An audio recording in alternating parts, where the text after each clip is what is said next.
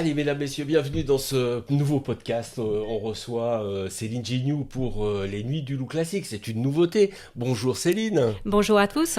Alors ça me fait très plaisir de te recevoir ici, dans ce studio de la bibliothèque, parce que tu vas inaugurer les premières Nuits du Loup classiques.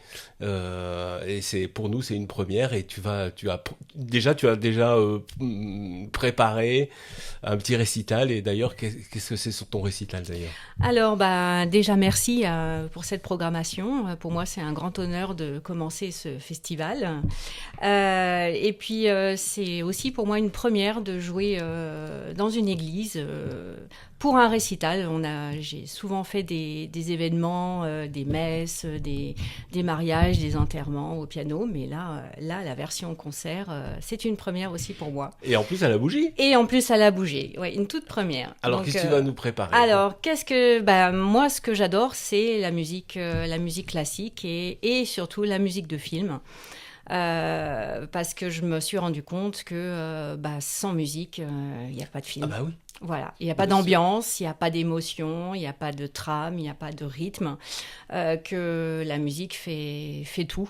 Elle conduit le public dans le fil du film. Et on est pris dedans. Et on est pris dedans, on est happé en fait, on est transporté par le fil de la musique. Donc voilà, pour moi c'est important de montrer aux personnes, au public, quelle que soit d'ailleurs leur culture, leur connaissance en musique, de leur montrer à quel point elle porte la puissance du film.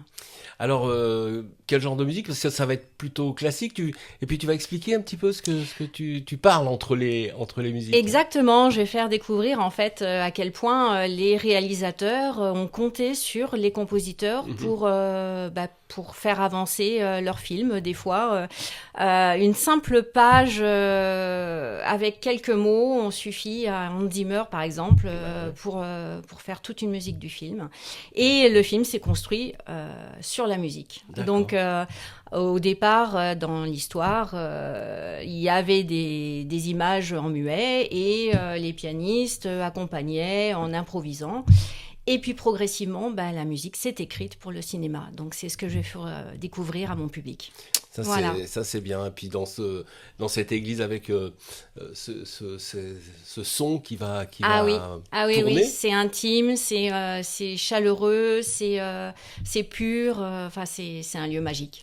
Et la proximité du public, pour le coup. Oui, un bel endroit justement où on va pouvoir échanger avec le public, partager les émotions, partager les questions, les réponses.